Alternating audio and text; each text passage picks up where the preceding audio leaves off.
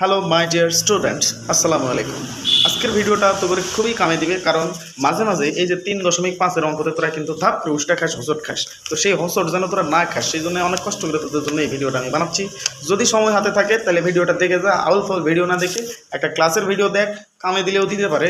আর ভিডিওটা ফলপ্রসূ হবে বলে আমি প্রত্যাশী।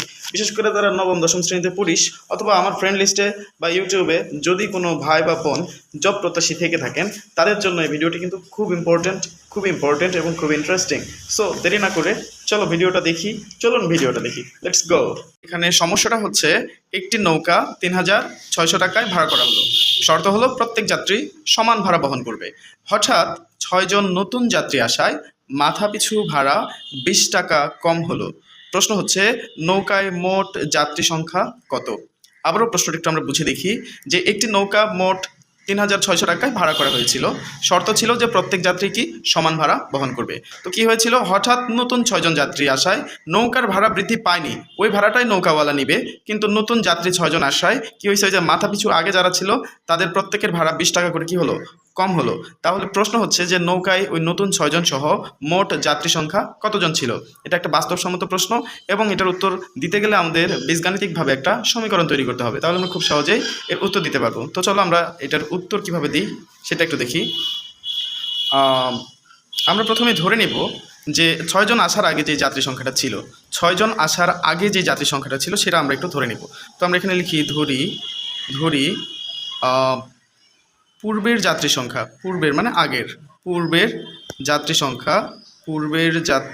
সংখ্যা আমরা এই 6 জন নতুন আসার আগে, এই 6 জন আসার আগে যে যাত্রী সংখ্যাটা ছিল সেটা আমরা ধরে নিচ্ছি। ধরি পূর্বের যাত্রী সংখ্যা এক্স জন।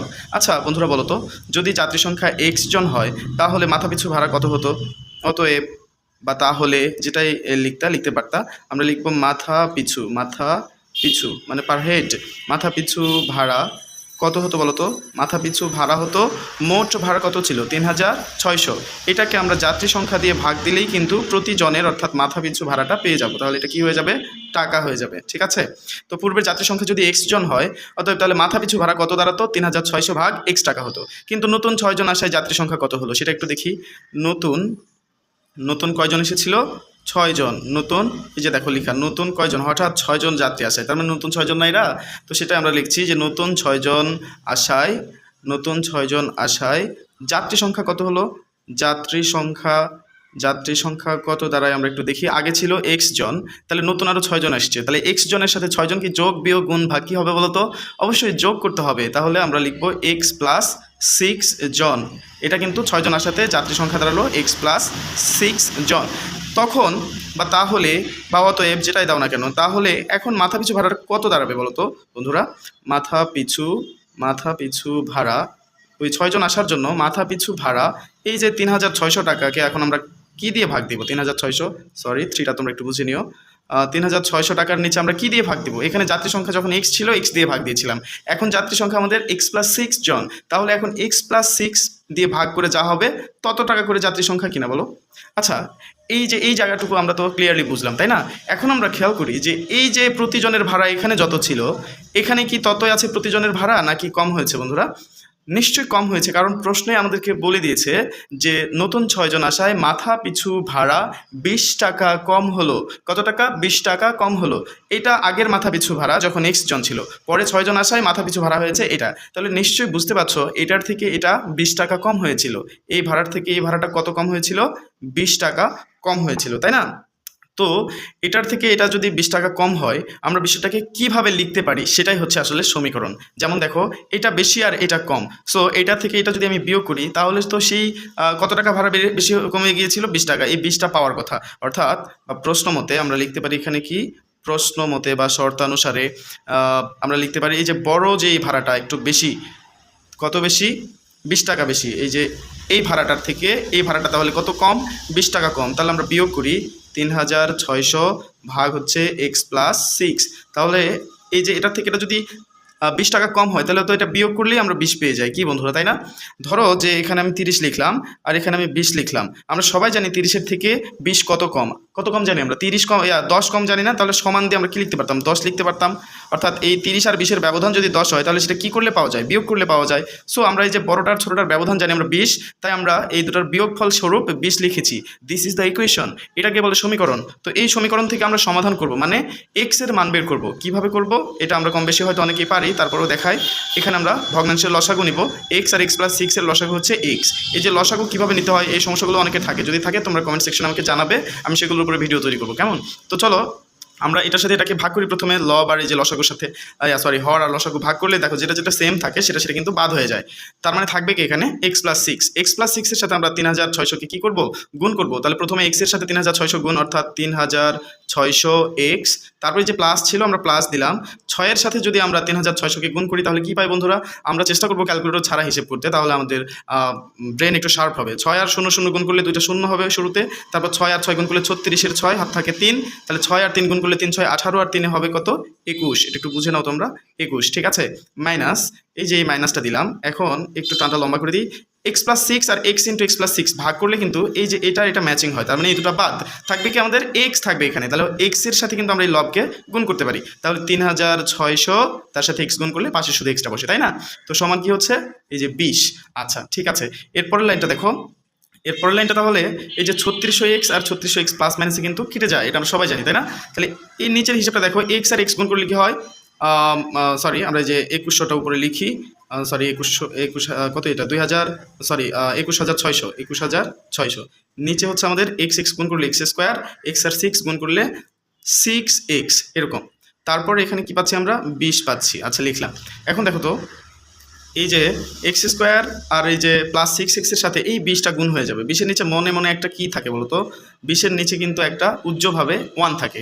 তো আমরা এখানে আর গুণ করব, মানে এই পাশের নিচেরটার সাথে ওই পাশের উপরেরটা গুণ, এই পাশের উপরেরটার সাথে এই পাশের নিচেরটা গুণ। তাহলে আমরা যদি এক্স স্কোয়ার প্লাস 6x-এর সাথে 20-কে গুণ করি, এই যে এরকম হয়, দুটাকে গুণ করে দুই পাশে লিখতে হয় এক্স স্কোয়ার প্লাস 6x, ঠিক আছে?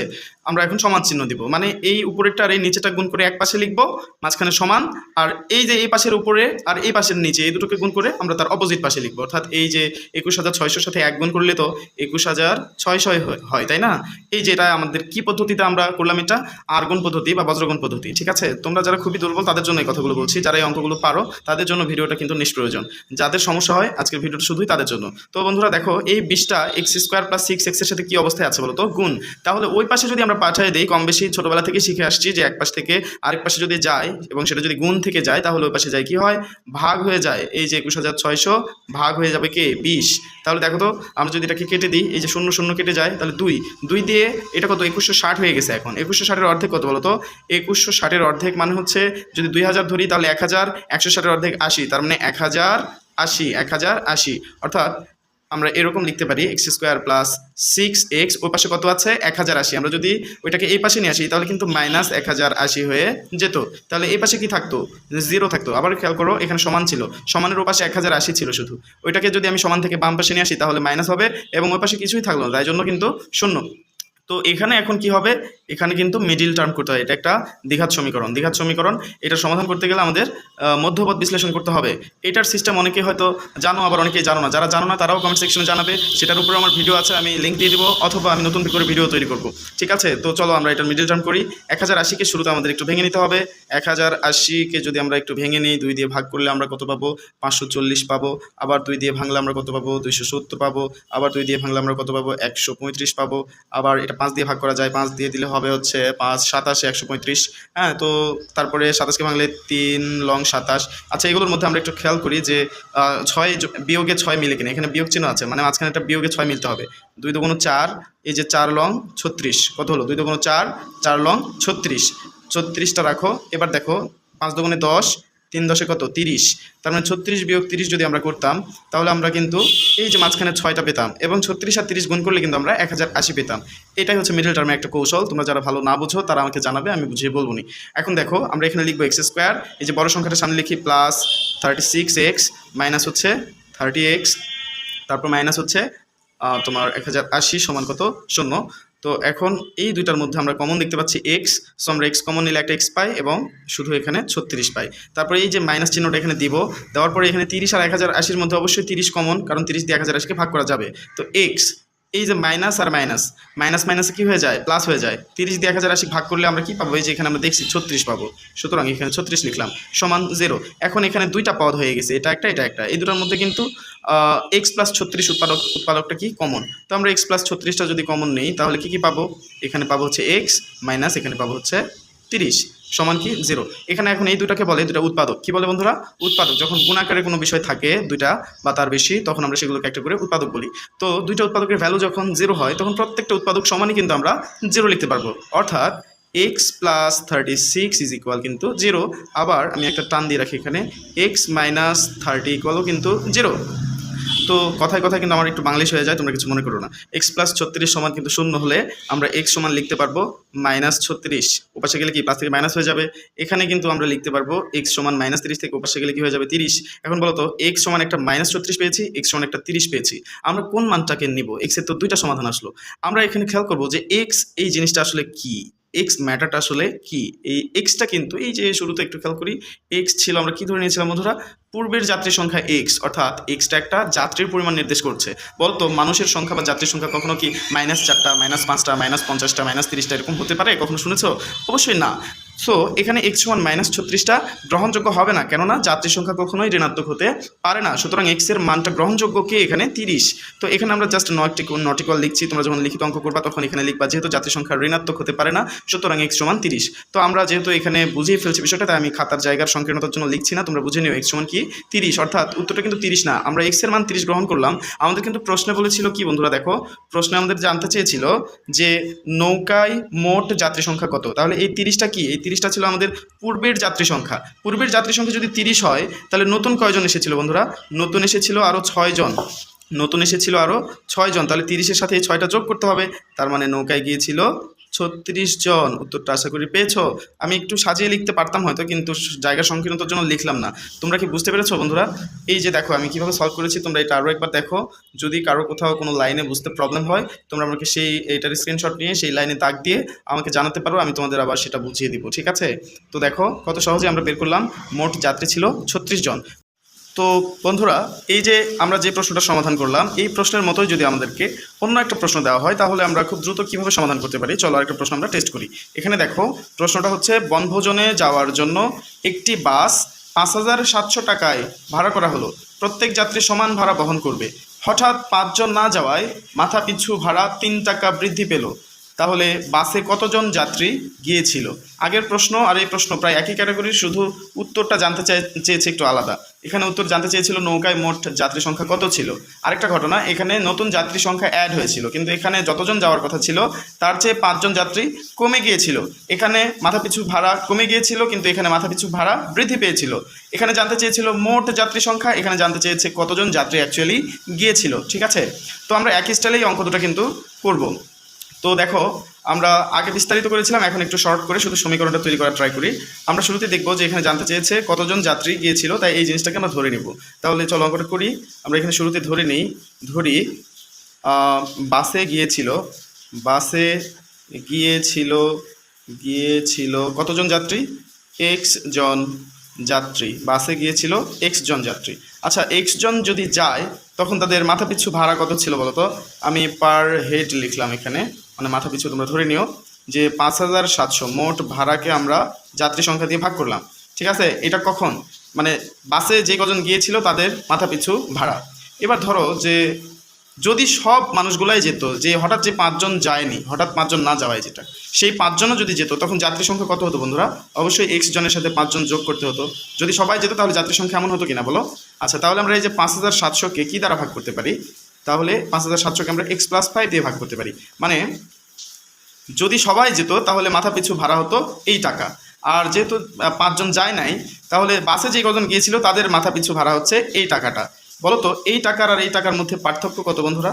এই যে তোমাদের প্রশ্নে বলে দিয়েছিল যে মাথা পিছু ভাড়া 3 টাকা বৃদ্ধি পেল 5 জন না যাওয়ার কারণে, তাহলে এই দুইটার পার্থক্য হচ্ছে আমাদের 3 টাকা। বলো তো এখানে কার অ্যামাউন্টটা বেশি, কোন পরিমাণটা এখানে বেশি? এই টাকাটা বেশি, এটাও কিন্তু টাকা প্রতি জনের চাঁদা, এটা বা ভাড়া, এটাও কিন্তু প্রতি জনের টাকা, ঠিক আছে।